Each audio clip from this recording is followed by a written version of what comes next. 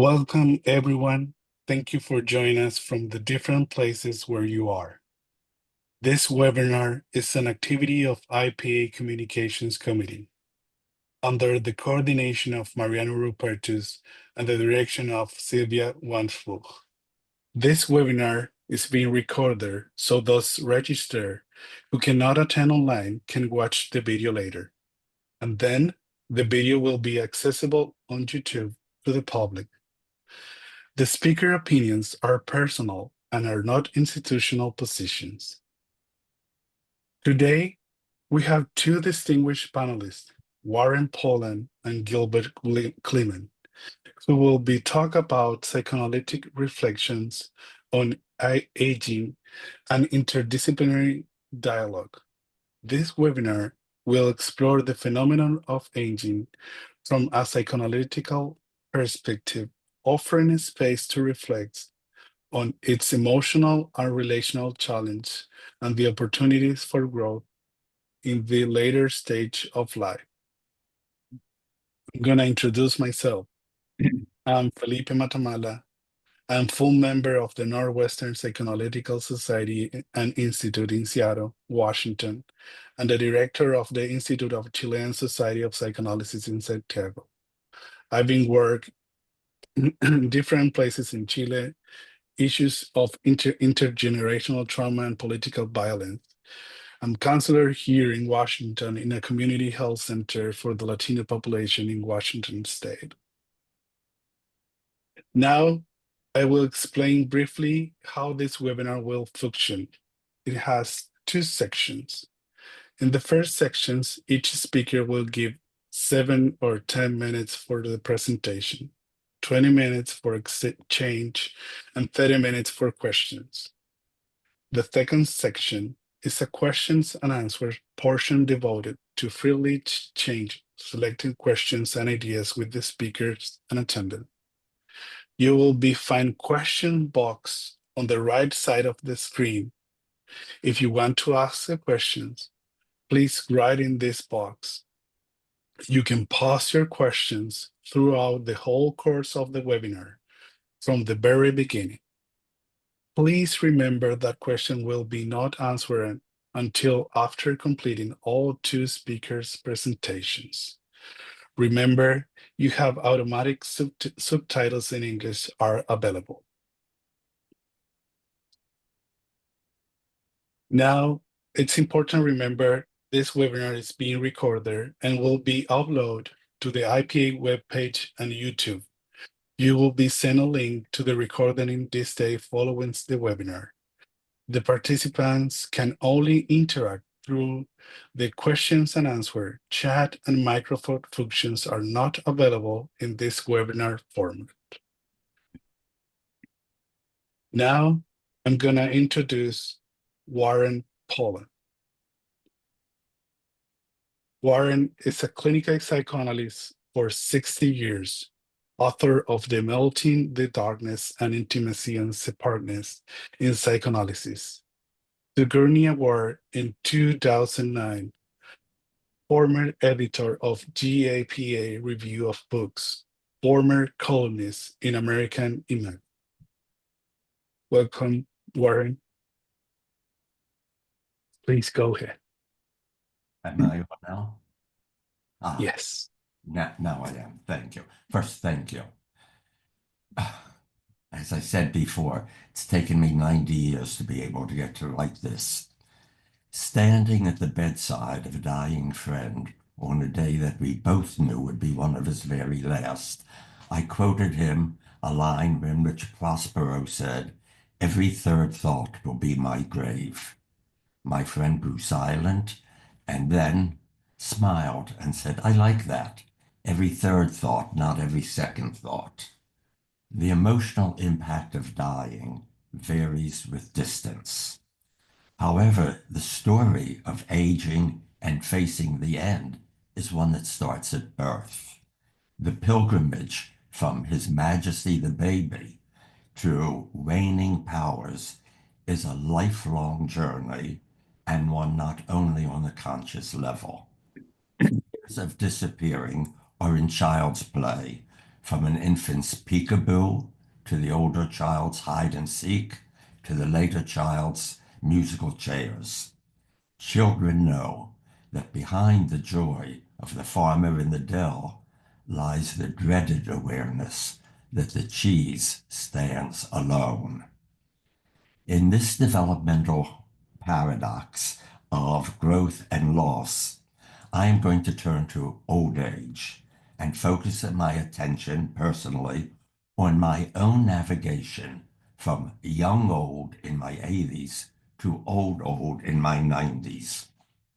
Please remember, one person's experience can be useful to another's necessarily unique self-observations. Yet while we learn patterns from each other, no two people are the same. Everyone is unique, specific, and particular. Feeling old in my 80s, I wrote essays on facing death, ephemera, and slouching towards mortality. I saw myself becoming invisible to young, and it was something I understood because I could remember my own sense of the irrelevance of the thinking of older people. Transgenerational conflict, not just sexuality and aggression, are at the heart of ethical issues. However, these days, whatever insight I gained from my self-analysis, for the first time did not seem to diminish my unhappiness as it used to. Wrestling with acknowledgement of my own approaching non-being brought little comfort, and I felt deeply that non-being was the problem. Then a play, and indeed a comedy, made a difference. As Samuel Johnson once put it, truth can often best be approached when it comes draped in the robes of fiction. Shakespeare's comedy, Twelfth Night, which had been a lifelong source of help to me, once more came forward. Ever since I emerged from childhood during high school years, Twelfth Night has been for me a standard alongside which I could measure my growth, like the doorpost where my parents earlier measured my changing height.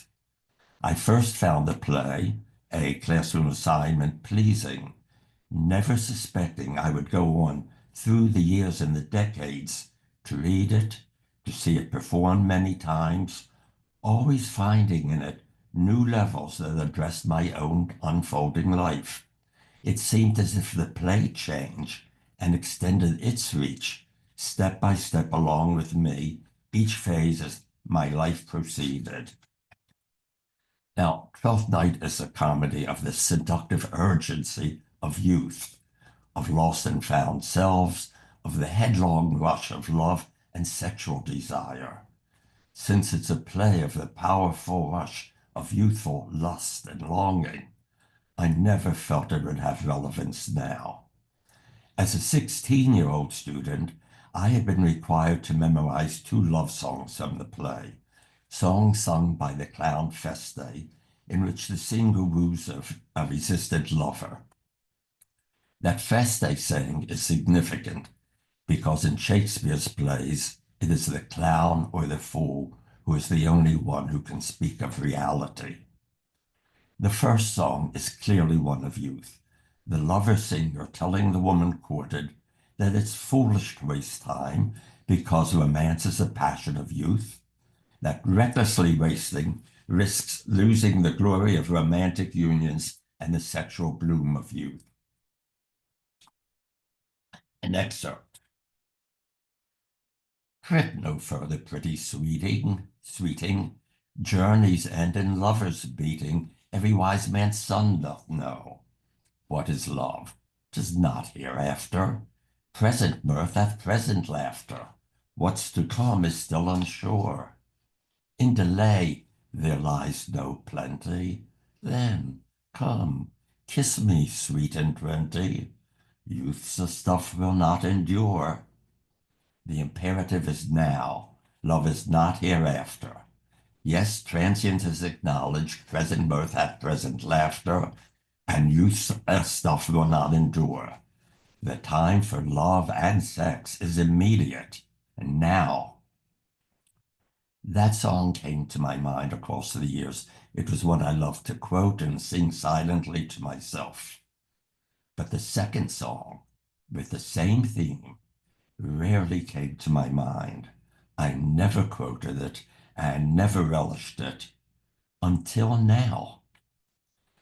Come away, death, and in sad cypress let me be laid. Fly away, breath, I am slain by a fair, cruel maid. My shroud of white stuck all with you. Oh, prepare it. My part of death, no one so true did share it. Despite its morbid tone, this too is in fact a love song, a song sung to woo a woman also urgently. I am slain by a fair, cruel maid. It's saying, hey woman, you're killing me. Let's get on with it. You're killing me. I always knew the song was one of the urgency of love, but I avoided it because of its gloomy aspect. Now, once years back, when a therapist in his 60s consulted me, I asked him, why now?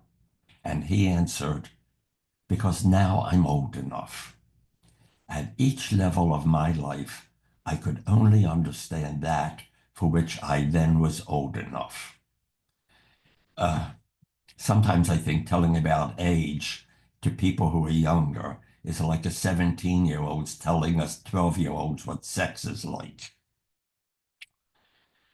My part of death, no one so true did share it. One dies alone. At last I heard those words, and with an oh my God, deeper than any aha moments, in my preoccupation with non-being, I had failed to recognize a central anguish so deep I could not allow it into awareness. It was not the loss of personal connections. It is not the loss of myself, but the loss of personal connections. That is the dreadful part of dying, the loss of others, not myself. My early family life had been shadowed by the presence of several early deaths, including my father's. Whatever self-analysis I attempted, no struggling with the idea of non-being actually relieved my fear and depression. However, these days I slowly recognized that I had begun to recite to myself the song I had skipped over for almost 3/4 of a century. With my now being old enough, those words have changed my old age, providing a clarity that does offer some of the comfort that can come from understanding. My part of death, no one so true did share it. My torment of dying is not simply about my ceasing to be, the loss of myself, but quite as importantly, the tragic sense of the loss of others. The labor of late life is the work of grieving the loss of bonds to family, friends, to the whole fabric of human life. Yes, present mirth hath present laughter, but present love has a longing to remain attached, to nourish and to help loved ones, to savor the sweetness of the growth of loved ones.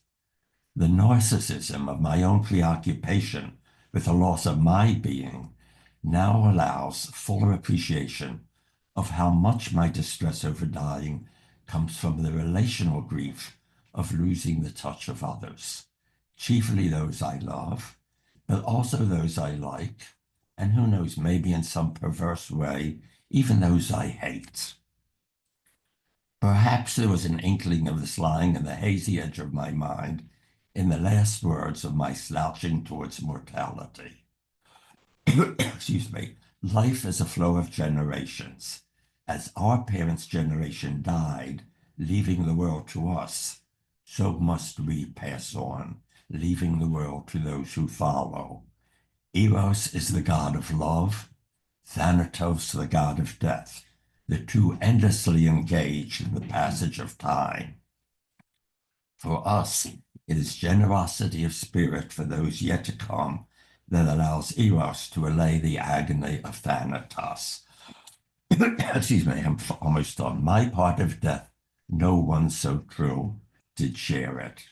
I must leave the world and leave others back from the world in which one approaching day I must depart. But like someone on an outbound ship, it seems those others are on the shore, receding from me. As my old path narrows, as I lose touch bit by bit with the others in and of my life, I must mourn for them as I mourn for myself. In his aptly named poem, Ephemera, Yeats wrote, "Eternity lies before us. Our souls are love and a continual farewell. It is caring for those who come up behind that allows Eros to allay the anxiety of Thanatos." Thank you. Excuse me. Thank you, Warren.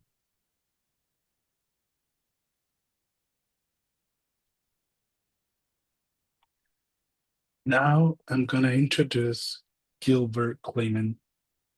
He is a medical doctor, medical director, Preventive Psychiatry Associate Medical Group, and the Children's Psychological Health Center. Deputy Chairperson, Poland Family Services, recipient of the 2016 Anna Freud Award and 2020 Humanitarian Award of the American Psychoanalytic Association, 2020 Rieger Award AACAP, Distinguished Life Fellow of the American Psychiatric Association, Diplomate of AM, Board of Psychiatry and Neurology Life Fellow, and Diplomate of the American Academy of Child and Adolescent Psychiatry, Certified Psychoanalyst for Children's, Adolescents, and Adults, American Psychoanalytic Association, Diplomate Fellow, American College of Psychoanalysts. Please, Gilbert.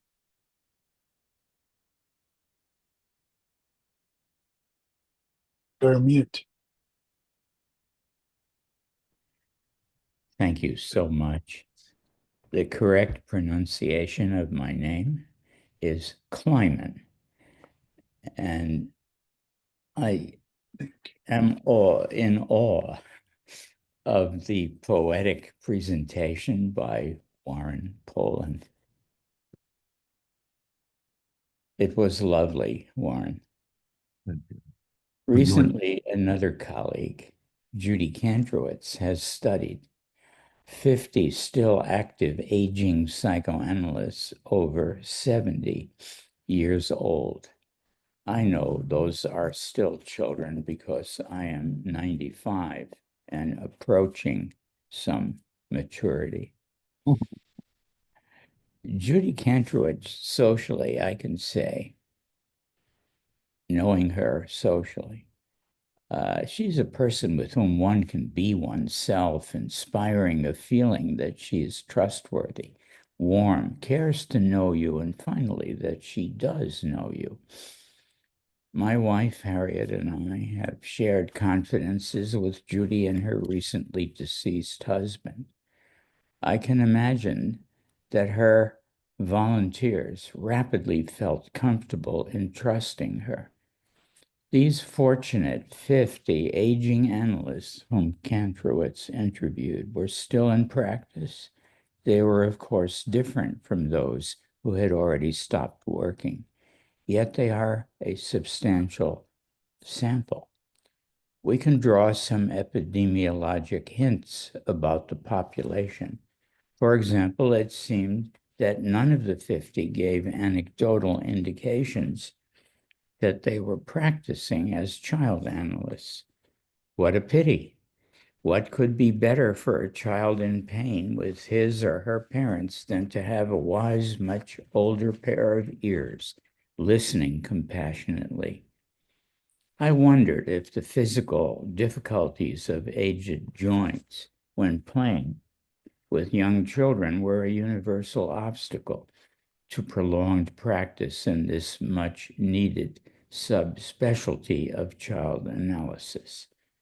Remembering highly useful sessions one of my own children had at age 3 years with an aged Berta Bornstein, I know it is possible, and I myself can still play, talk, and even sing interpretively, though unharmoniously, under a table with a troubled child at my age. Yet, in the extremely needed professions of clinical child psychology, child psychiatry, and child psychoanalysis, there's a trite definition of a child therapist, which sadly is true. Child therapists are generally professionals who in their past years treated children, but no longer do. Besides the aging joints and sometimes cognitively declining selves of Kantrowitz's hardy 50, they represent a seldom appreciated professional phenomenon. Despite the hazard of being sessile, occupationally endangered by being chair-bound for thousands of hours, psychoanalysts, not just these 50, enjoy a well-documented phenomenon of decreased mortality at every epoch of their lives. They simply live longer than carefully matched but non-analyzed peers, compared to well-matched control psychiatrists, neurologists. Those MDs who became psychoanalysts live 18 months longer. I'm particularly taken with this mind and body phenomenon for several reasons. One is that I'm one of those with longevity despite severe traumas and multiple threats from aggressive malignancies. Another is that I personally suggested the study, The Mortality of Psychoanalysts by E.H. Jeffrey, 2001.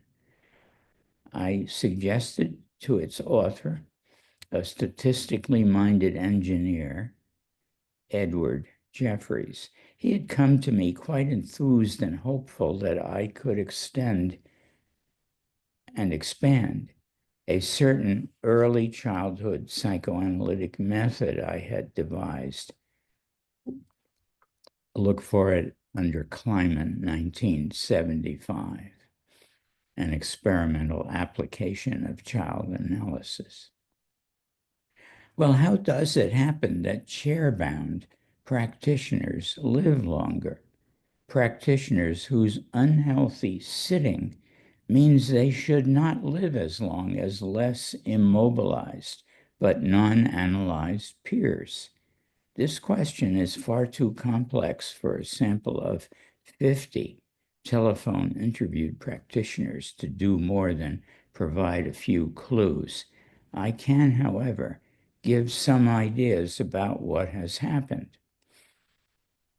As Kantrowitz points out, psychoanalysts tend to be caregivers beginning early in life, and like most therapists, are probably choosing their profession as a way to deal with their own and other loved objects' early traumatic stressors. However, without the benefit of being psychoanalysts, the general run of therapists, including the well-matched psychologists and neurologists in Jeffrey's study, lack a certain important psychological advantage, which is also neurophysiological and psychosomatic. That is the powerful advantage of reviewing traumatic memories in a state of transference. My own speculative opinion is that the original catecholamine and cortisol influenced maladaptive coding of traumatic memories was a quantum level encoding process. Dealing with the pathologic original encoding is the business of what Lane calls transference-focused psychotherapy. You might read about that in Lane 2020, R.D. Lane. Transference-focused psychotherapy is particularly effective in dealing with traumatic memories. Deliberately or not, many psychoanalyses include features of transference-focused psychotherapy. That technique is one in which the originally experienced historic traumatic processes, including their life-shortening and physical health impairing events, are now re-experienced in a reorganized, newly archived, and much more adaptive way. This more adaptive way, I speculate, possibly involves nanotubular and quantum wave events within the target memory processing and affect-inspiring neurons. The original encoding is now augmented or perhaps replaced by less harmful, more flexible, and different neurotransmitter encoding. The encoded information is now reprocessed in the midst of non-emergency neurotransmitters instead of the original flooding, I think, with epinephrine, cortisol, corticotropin, and norepinephrine. The experience in a transference state is with oxytocin, prolactin, and/or serotonin molecules. The traumatic experience information is thus processed in a much more favorable environment, the transference state. Lane calls this reconsolidation. The within transference state review of traumatic memories becomes a somatically corrective experience, transforming the traumatic memories, which are processed and re-encoded now within a healing state. For this, we must make a modern, physiologically augmented view of Augusta Alpert's 1959 sense of corrective object relations, which I believe Lane agrees causes a more useful archive to be built of memories, healthier neurophysiologically, more versatile and adaptive information processing terms. There are many other advantages of being an elder. Having become one of the lucky elders still working psychoanalytically, I can point to some special contributions that having that practicing elder status brings to analytic functioning in the social and scientific world. Two come right to mind. The first is an advantage that became clear when working with a Native American tribe, the Tulalipes, north of Seattle. The tribe seemed to be persuaded by me to accept the psychoanalytic preschool method when they called on me following a tragic event. One of their teenagers had murdered 5 peers and committed suicide during a sacred ceremony, devastating the tribe. I urged them to create a very early childhood mental health fortifying service. It would start by dealing with their often disturbed preschoolers, often the young witnesses to domestic violence and alcohol abuse. My being a visibly aged person at that time was an advantage. It tapped into the cultural respect for the wisdom of elders in the tribe. My suggestion and training of their own Native American staff to have a reflective network therapy service for disturbed preschoolers and their families evolved into a commendable project. The tribe has continued it for over 6 years under the able leadership of Catherine McCormick, a psychoanalyst previously well known to the tribe, who took on the lead role as psychoanalyst in the tribe's preschool classrooms.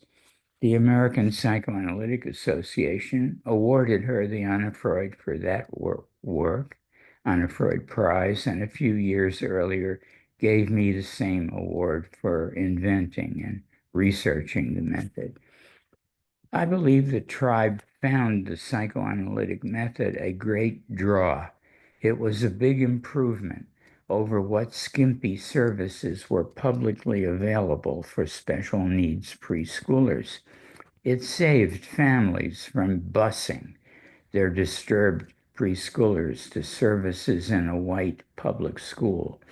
The exporting of children to be served in another venue was too reminiscent of broken treaties and malicious efforts to isolate and assimilate Native American school children into sometimes deadly and often harsh white boarding school culture. Another public area in which there's an advantage of being an elder is when testifying on psychological damages and treatments regarding child and family issues. There, I can usually explain to a judge and jury that some of my knowledge is from personally following my patients for over 6 decades, often having treated them for the consequences of the kinds of traumas about which the case is focused. As an elder, I have a socially valuable and ambitiously foreshortened time span in mind when I look to the endangered and excessively practice-focused future of psychoanalysis. My hope is that our profession will adapt to the modern scientific world, take advantage of the inventive instrumental medical and psychological sciences such as MRI, other brain functions, fMRI, psychedelics, sophisticated psychometrics, which are increasingly measuring and helpfully surrounding our psyches, brain processes, hearts, and minds. We must attract university students who wish to use and deepen the ways of understanding and improving human nature. Who better to guide, teach, and help do that deepening work than elderly active psychoanalysts? It's also vital that we, elderly, active, and politically powerful in analytic societies and philanthropic foundations, become more and more open to the demands of our younger colleagues, that we join their rapidly expanding neurophysiologic and even quantum theory-oriented scientific world. We must lead by embracing third-party outcome studies of the main questions facing organized psychoanalysis. These questions concern efficacy, remote platform training, frequency and quantity of analytic sessions, and cost effectiveness. In my own audaciously aging world of classroom-based applications of child analysis, I've been finding very encouraging answers to each and every one of these questions. This elder has some extensive plans afoot for which funding is being sought. The plans may be both feasible and fundable because the particular child analytic method is manualized, highly effective clinically and cognitively. It's measurable in its outcomes. It's more cost-effective than non-analytic methods such as CBT. The plans have a regularly occurring remarkable association with a 2 standard deviation IQ rise amongst the treated children, and it's showing sleeper effects. It's replicable. It has video archives for instruction. It's manualized and has worked in over 30 sites and 2 continents. I hope to leave the promising research in good, well-funded, and long-lived hands. Let us elder practicing psychoanalysts join in initiating such future-oriented efforts. Thank you so much for letting me talk about my hopes for the future. Thank you, Gilbert. So now we have a couple of minutes, and that will be an exchange between the speakers. So maybe Warren and Gilbert, you're able to talk and do a couple of questions, and maybe I can do my own questions too. Can I start with a response to Gilbert? Sure. Yeah, whichever way you prefer. I just, while it's so alive and fresh, I'm so struck, grateful for the brilliant and complex presentation and for the incredibly wonderful work that you have done and what you have brought to the world at large. You'll excuse me if I have a little facetious side to me too. As to the question of analysts living so long, my answer usually is simply, only the good die young.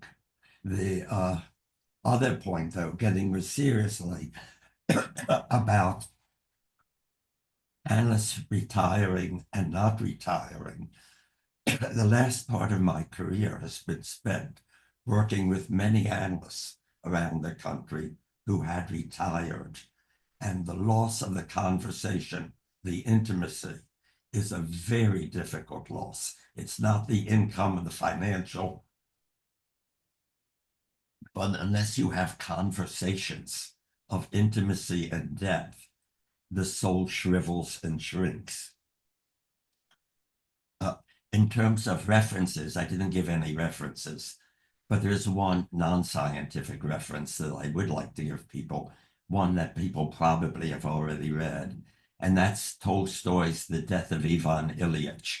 It's a short novella. It's not long like War and Peace at all.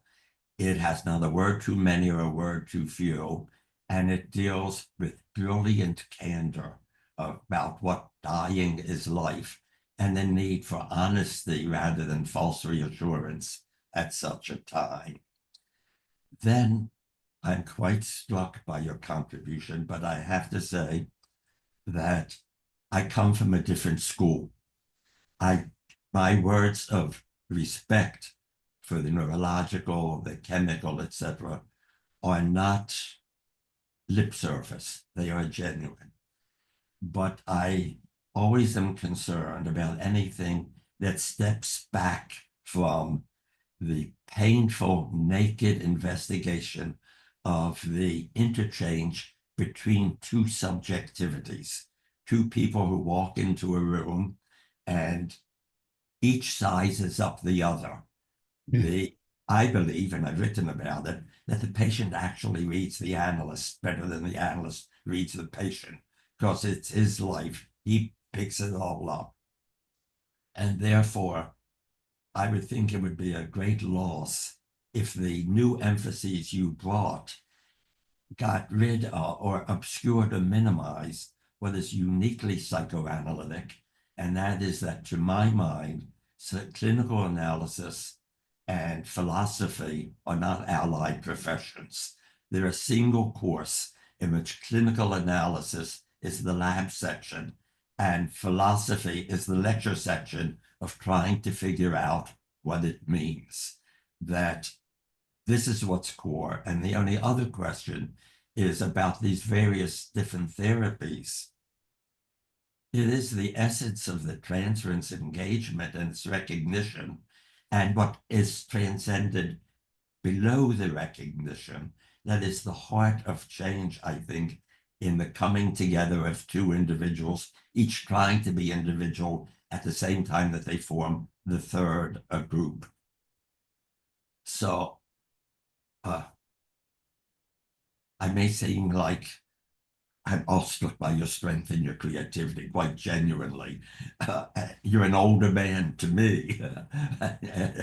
I'm tremendously impressed. I came from a family where no one lived to 50, 35, 43. Those were the ages. And I don't know. I think you and Judy deal with an important question. Why? Not so much you because of all you do. I spent my life at full-time bed rest and come from a family with the genetics of early death. My wife thinks I live only for the sake of revenge, but that's Flaubert said he wrote to get revenge on reality. But I think while we share views, we come to them from different angles, which should be acknowledged.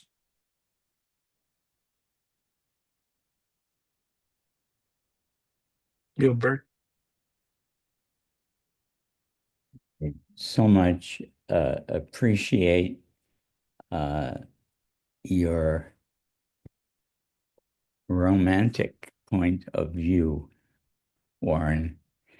12th night and dyadic aspects of longevity and psychoanalytic activity.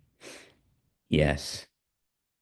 I do think my particular contributions to psychoanalysis include an expansion of dyadic into group process, which I did not articulate much. But in a therapeutic preschool, there is a 6, 8, or 10 ring circus, a cacophonous sharing of information. And I believe that it is partly because of escaping from the dyad that some of the intelligence quotient enhancement has been occurring so reliably in the method I call reflective network therapy. And I don't understand it, but I'm suspecting that the reason I don't understand it, how psychophysiologic mechanisms are enhancing cognition in a group setting, but not in intensive psychoanalytic work in a dyad, maybe because within the group setting, there is a tapping in of some of the processes I have mentioned, which Freud had no way of understanding. He knew there were electrical charges. He understood Ramon and Cajal and Helmholtz and Newton, but perhaps there is more to the person and the group than can be understood in those simpler ways. And I think love, as in the 12th night, is really at the heart of it, but we have to understand how to evoke that amongst patients who have been deprived of love, are seeking it early in life, and if not provided with a nurturant corrective experience, may never come close to achieving their potential intelligence, and their love for each other may be stunted. So I'm excited. I'm looking forward to more analytic work, much of which is dyadic, but taking place in my method within a group setting that enables dimensions to be deployed and studied, which Freud and his colleagues never dreamt of. I really do thank you, because I think what you are saying is right. And I think it implies an interpretation that you were, in this context, too kind to make explicit. And I think it has to do with my own psychology that is much more comfortable in this set of circumstances. I realized for years that I've joked, and it is clearly not a joke, that I practice clinical analysis because I want to work with people, and it's not possible to work with fewer than one at a time. So I think what you say augments without sacrificing the point of view I had. I was curious at first, how come the two of us were matched up? I was so fascinated by your work with children, and I thought I didn't see the link. But now I see the bridge greatly, and I do appreciate it. Thank you.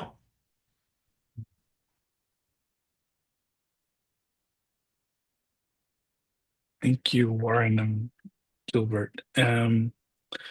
I have two questions, one for Warren and one for Gilbert, and then we will pass to the questions for the people. I was thinking in a link between Warren and Gilbert, and that will be work with the dead in some point. There is a kind of situation in that native population who suffered something traumatic, right? And Warren, you work in that idea with the being in the present with that death or that possibility to getting older, right? And that happen in the future. So how will be for you work with that idea that is there every time, every moment?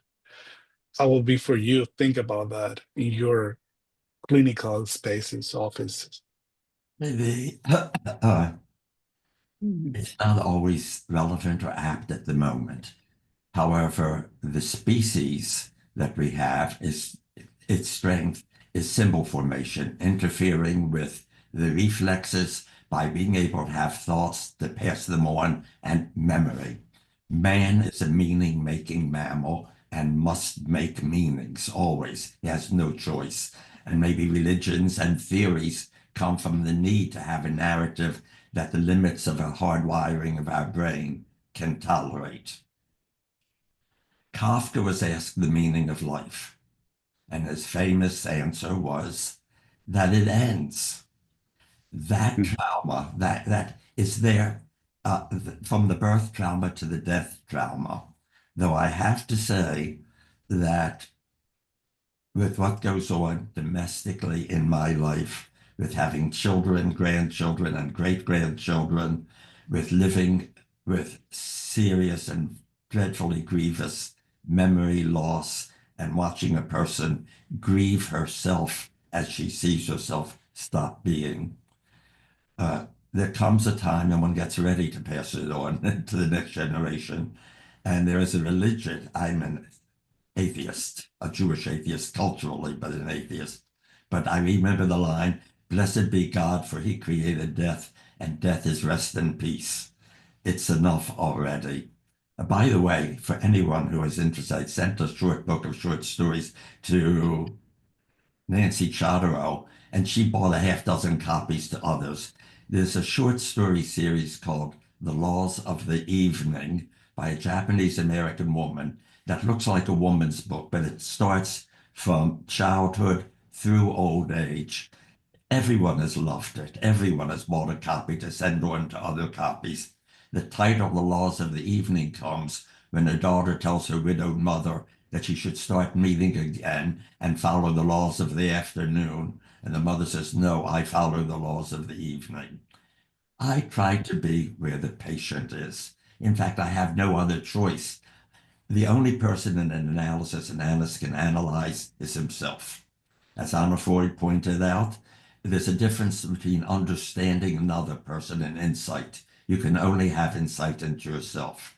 So the patient triggers your anxiety, you have anxiety, but it goes on the level of love and loss, which is why I thought that Yeats's line, "Our souls are love and the continual farewell," that I came across at a grieving site with someone's death, a line I had never heard before.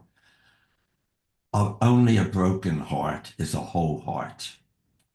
That's stunning. It is loss that makes the connection, and it doesn't have to do with death, but it's the child's terror of the mother who is not there, and then the child's kicking the mother when she returns. It's wherever the person is, that's where we are. Thank you. I'm like Adlai Stevenson, who said he knew how to, like the child who knew how to spell banana, just didn't know when to stop.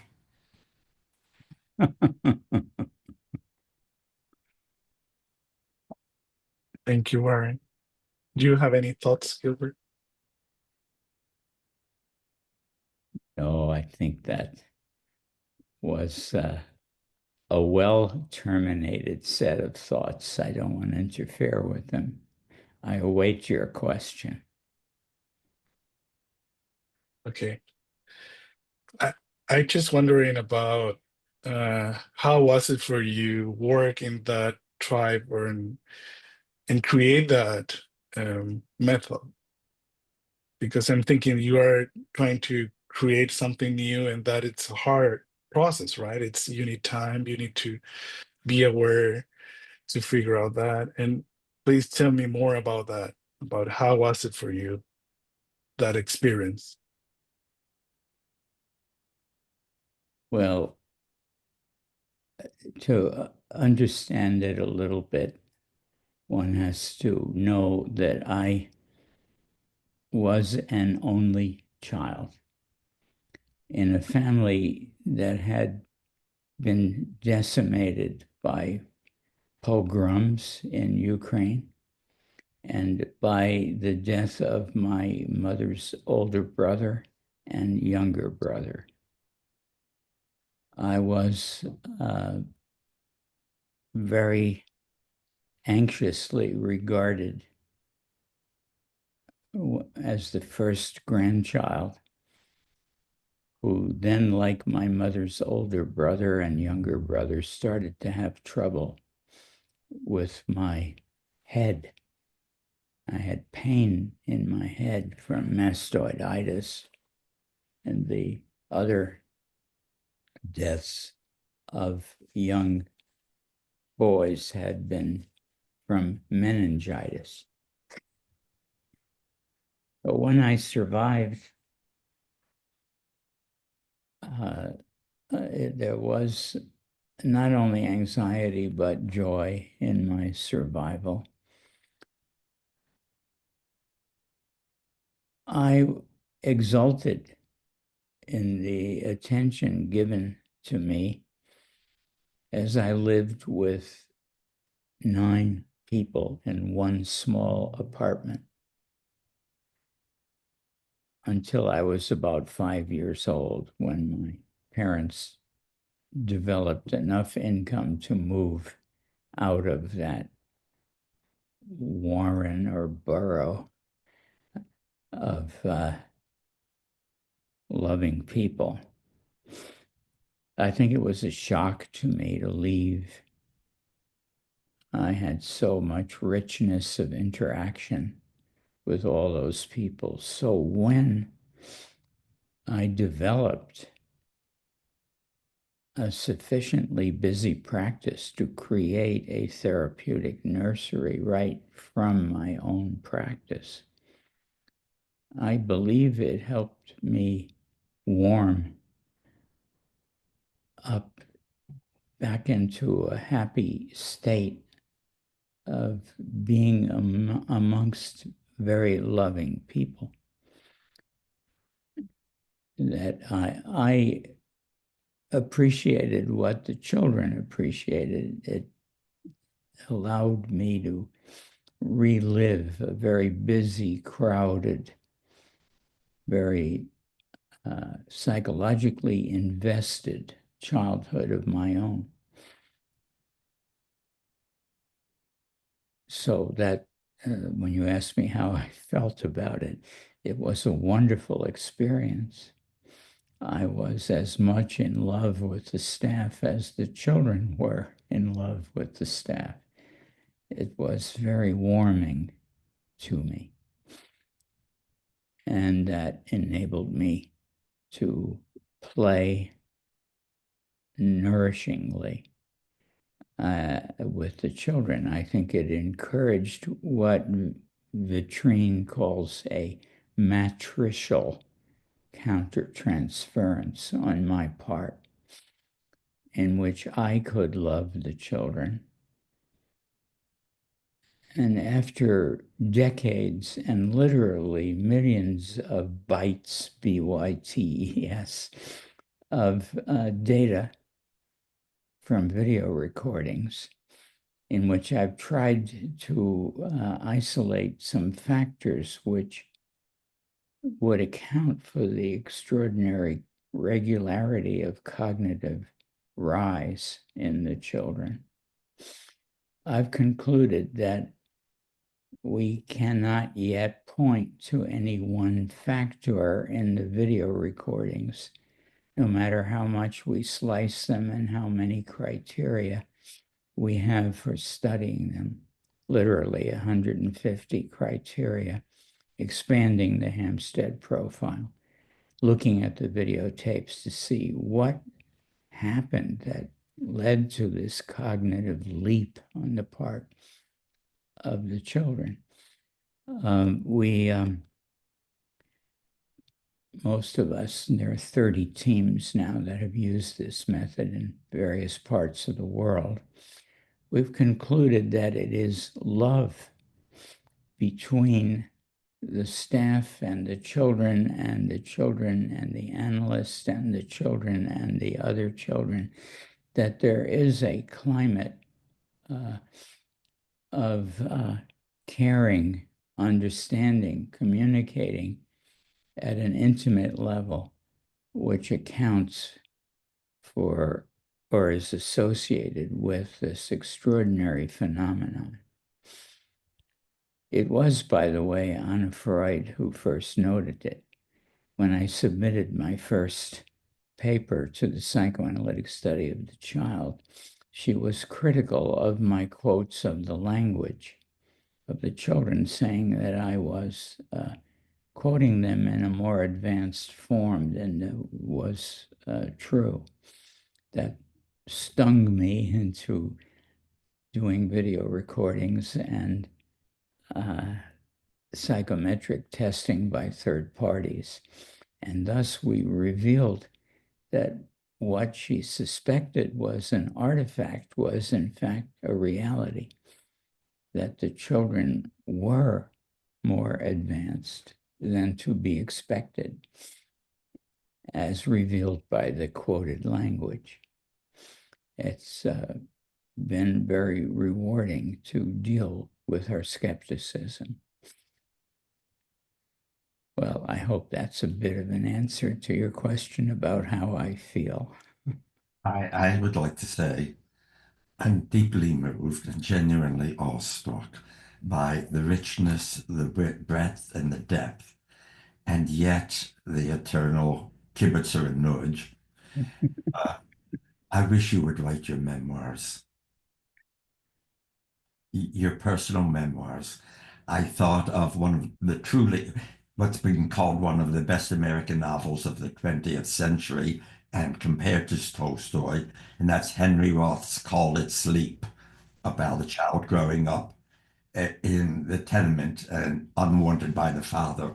But your personal story is rich in its own right, and I wish you would write it. Thank you. I'm actually doing that. Good. Okay, so we are gonna pass to the questions from the audience. We have a couple of questions, and the first one is, what do the panelists think about the testament will of the psychoanalyst? The psychoanalyst leaving the contact, addresses, telephone numbers to the patients and supervisors to his, her colleagues. I can start. I certainly have one and have had one and feel very strongly.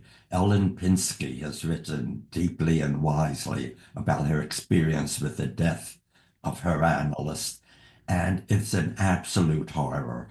I think one has to find someone one trusts. I have a lot of famous colleagues. I'm not negating any of them. And I have a lot of, I know people around the country and around the world. But when I thought whom I trusted the most, both for therapeutic consultation for myself when I had some severe trauma and for the will, I turned to a student I had had who I thought was so well put together and so sensitive that I trust him and I used him and I gave him the details. I mention him only because I know he's a friend of Gilbert's, and that's David Joseph, who is a wise, sweet person.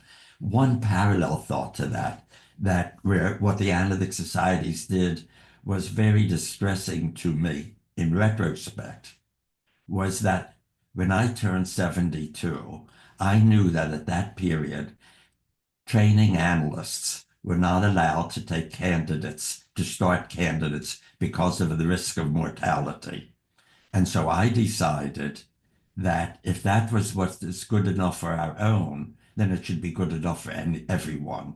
There's no right for me to say that's the way I would treat young analysts, but I can treat the public in a second-hand way.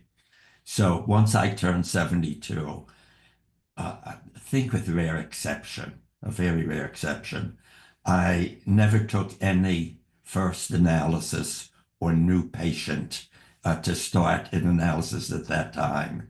Now, 20 years later, I deeply regret it. I have taken on people who have referred by other analysts who died or retired, and I was doing telephone analyses, not Zoom, because my self-consciousness, it's like staring at someone. I find that with telephone analysis, and I've been doing it around the world as well as in the country since long before pandemic with colleagues who came back when they retired, things of that sort. I'm sorry, enough. Gilbert. Well, I'm all in favor of a will and a means for patients to pick up their work and to have help in mourning.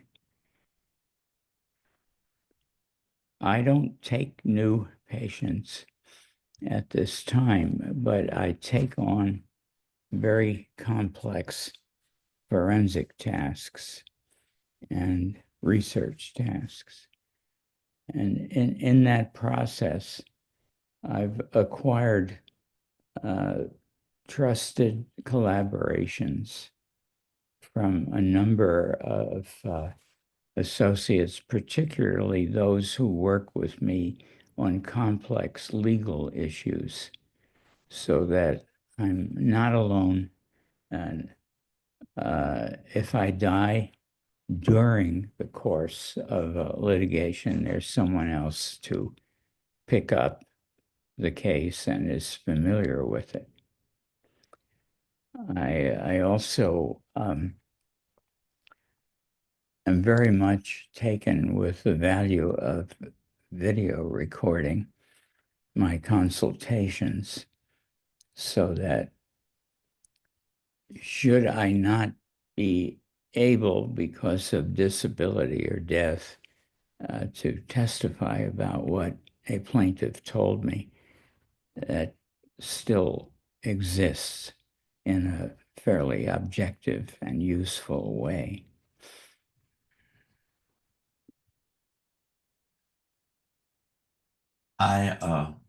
Were you finished, Gilbert? Yes. I'm sorry. You just brought to mind a story because we're talking about analysts dying, and it reminded me of a story that I've heard of a group of older men talking about what they would like to have said at the funeral. There was a lot of vanity and a lot of grandiosity. They finally noticed that one fellow had never said anything. So they turned to him and they said, "What would you like to have someone say at your funeral?" He said, at my funeral, I want someone to say, I think he moved.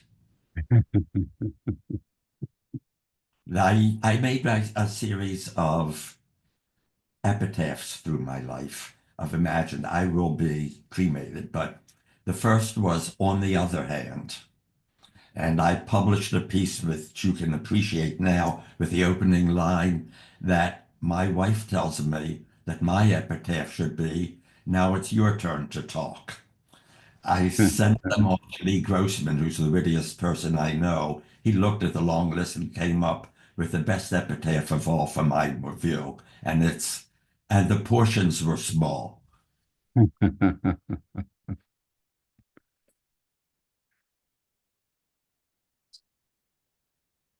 Okay, we have more questions.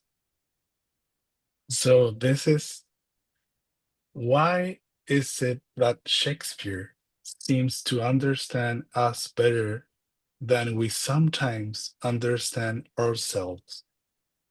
Do we find comfort in knowing that Shakespeare works with a long outlived or limited lifespans?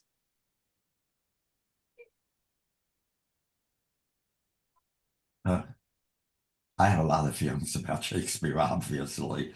The three most important writers in my life I would say would be Shakespeare, Freud, and Proust.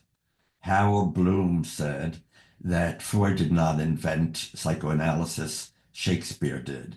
Shakespeare was the first person who had characters overhear themselves and change themselves as a result, and Freud merely prosified it. I also came to think that overhearing became an important theoretical model for me.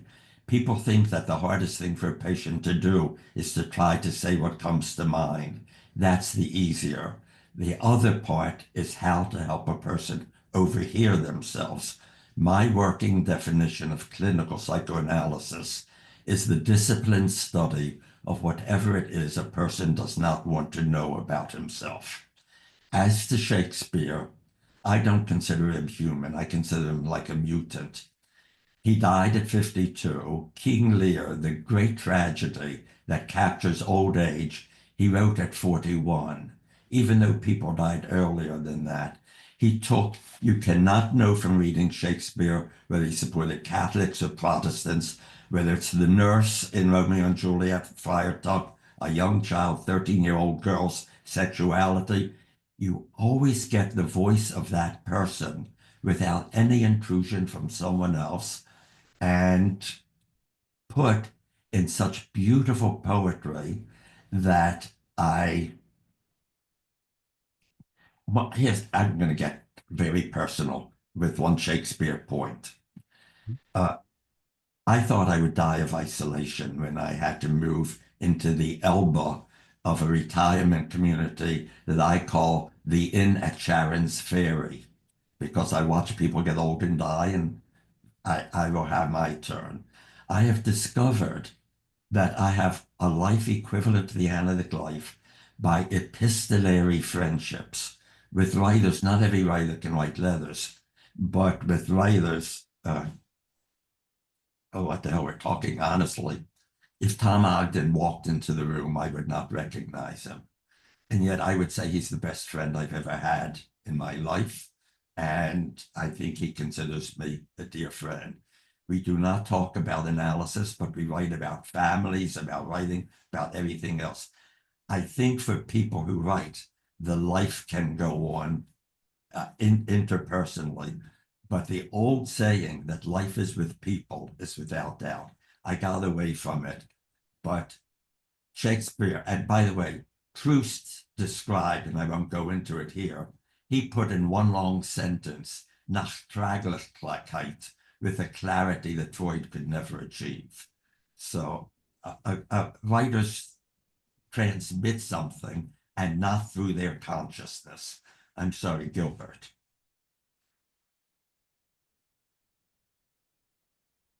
Don't know how to add anything to your eloquence, Warren. I share your appreciation of the psychoanalyst called Shakespeare. I often quote him.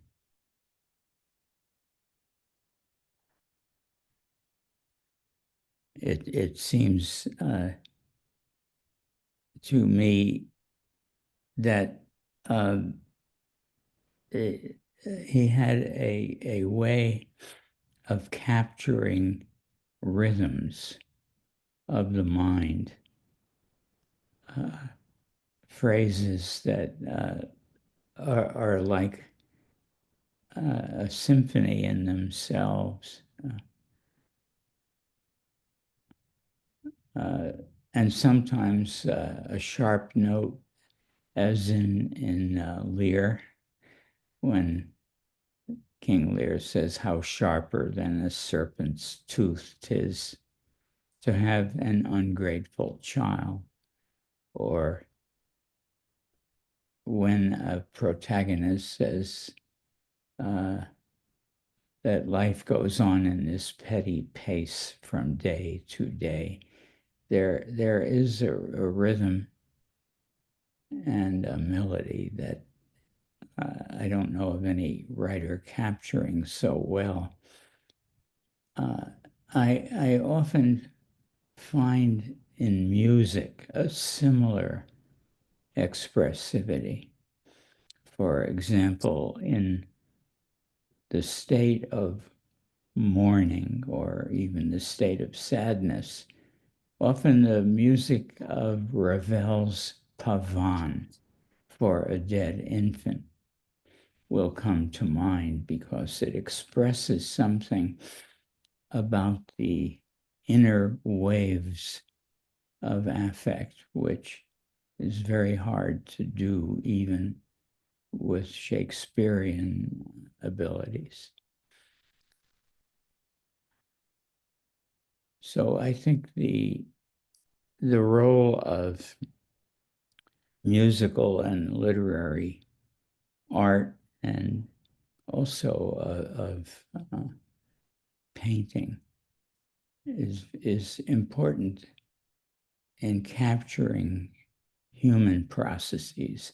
Think of Munch's Scream, in which a child is on a bridge screaming in enormous distress. How hard it would be to have an equivalent expression simply in words.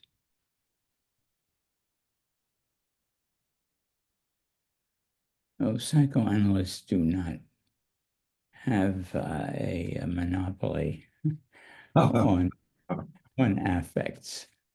Artists do.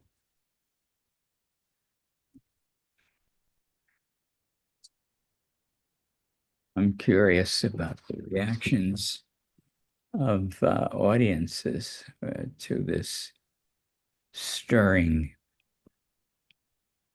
Okay, topic. I have more questions. There is a lot of questions, so we're going to take a couple of more.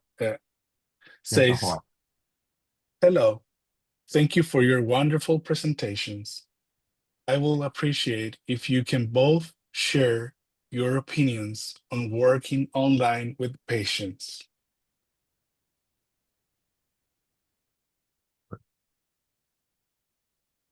I've been going first. It's not right. You should.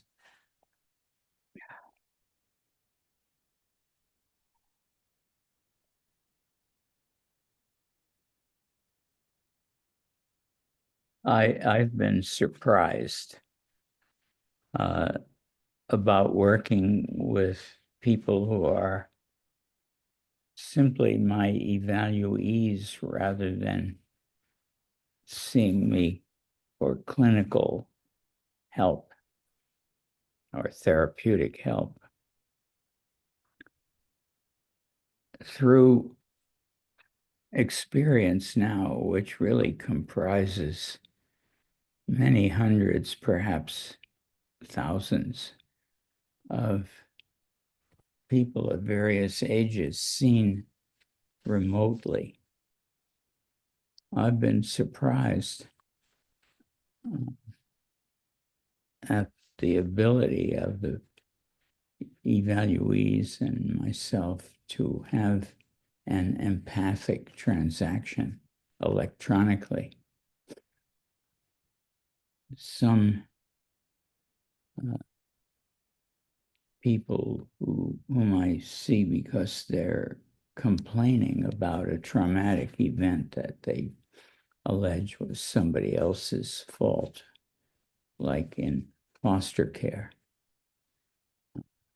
A child who may be grown now complaining about being neglected and abused in foster care can sometimes reduce himself and me to a lump of butter that's melting as we reconstruct aspects of traumatic experiences.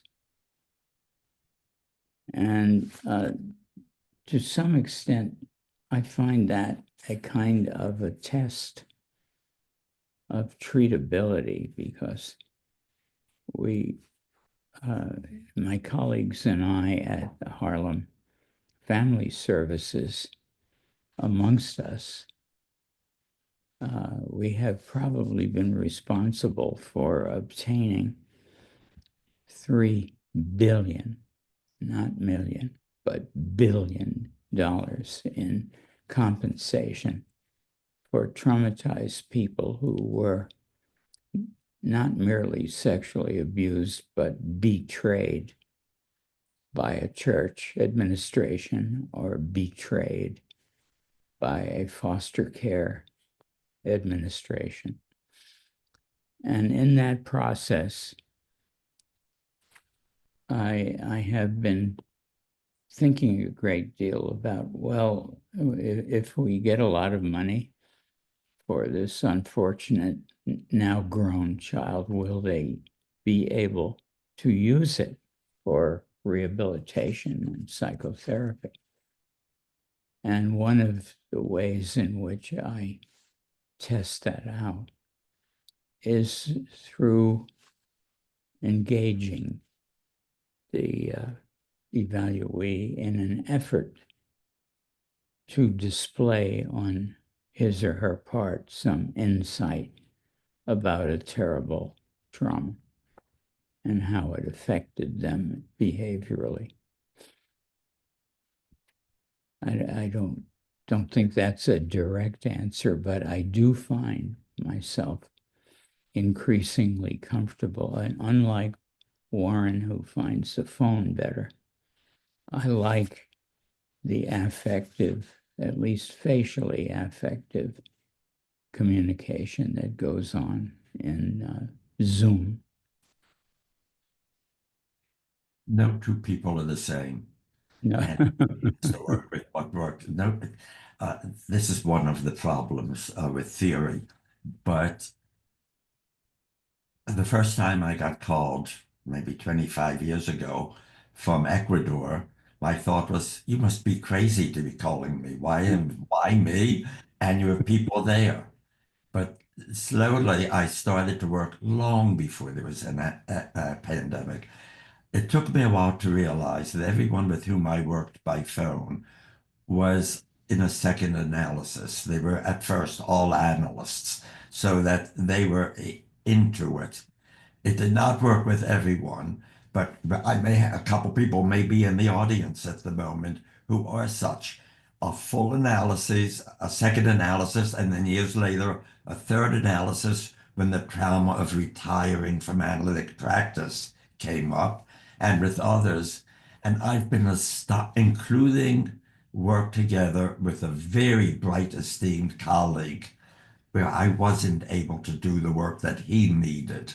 And it ended, to my sadness, as I thought it had to end, with his working with someone else who could deal with his issues that I wasn't up to dealing with. I have said that to a patient. I've told a patient, not a phone patient, but it's cogent. We're caught in something. I had already gotten supervisory consultation for myself.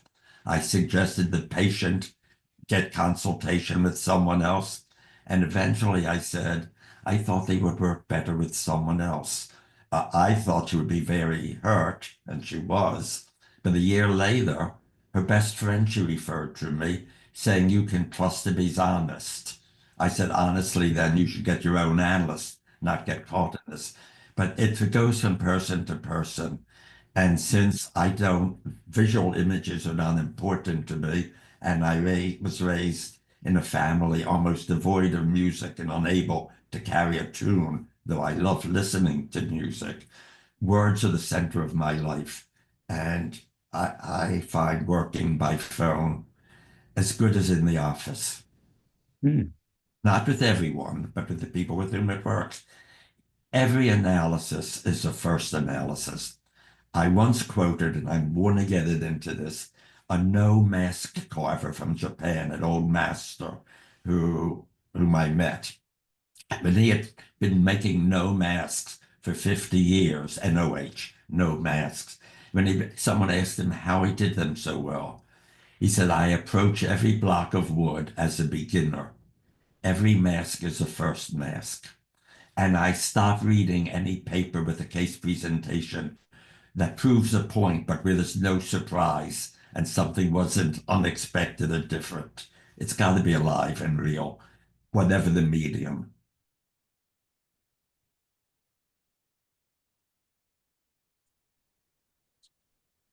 Okay, so we have the last question. Pity to the others. Yeah. So this is the question I would like to ask. What is the relation between the first stage of life and the last? A friend near death asked, looking out over the panorama of the Pacific Ocean, and asked, how do you say goodbye to all this? Any thoughts? I once wrote a brief communication. I've written lots of brief communications, and it was the only one that was turned down. I was very early, and it probably wasn't well written, but I got very curious about a death scene because the patient was talking and started to wonder about last words and what makes last words so important and so much more significant that we give them that kind of importance. And at that point, I thought there was an unconscious parallel to the primal scene, the death scene, and the primal scene. I cannot defend that idea. It's just a curious mind wondering about early and dying. Uh, it is what it is. I told my wife, we've been married 70 years. We were married so young that at that time my father died. Because I was a minor, I needed a note from my mother to get a marriage license. And after 70 years, we're really back on speaking terms. But I did tell her the one thing I must have from her is when I'm dying, I want her to hold my hand. And I think this goes back to the mother transference that Gilbert was speaking of. The fact is that people say there are no atheists in foxholes. That's not at all true. But when someone falls out of a plane, or when you hear of those, the last words people usually cry are, Mommy.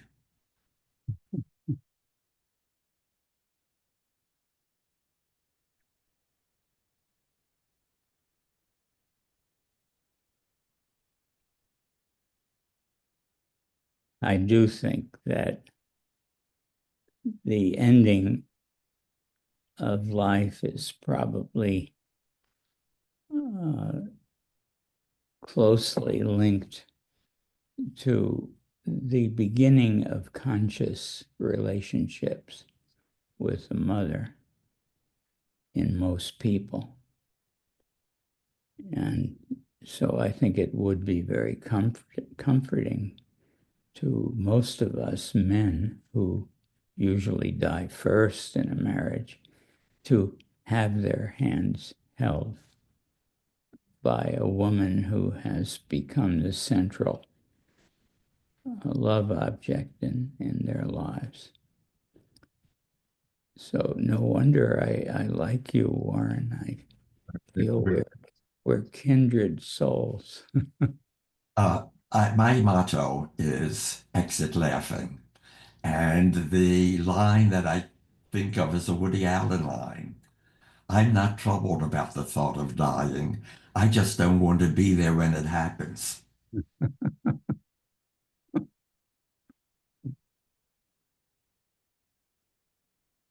So I wanted to ask you if you have any more ideas or thoughts do you want to share, because we are going to close this webinar.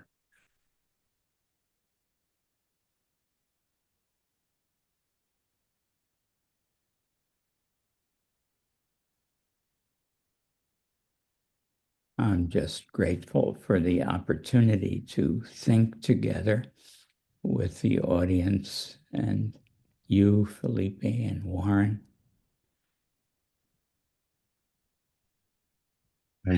I share that very much. And I would say that my last words always are, on the other hand.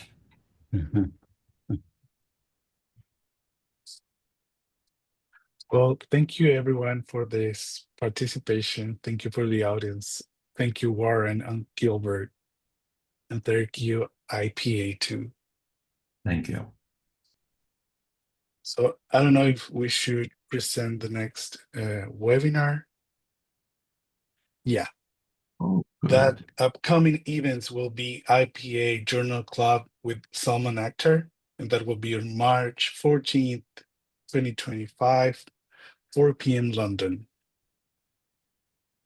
So please join us and visit IPA World. Thank you, everybody. Is it possible to get the questions that were not asked mailed to us to think about? I think we can. Good.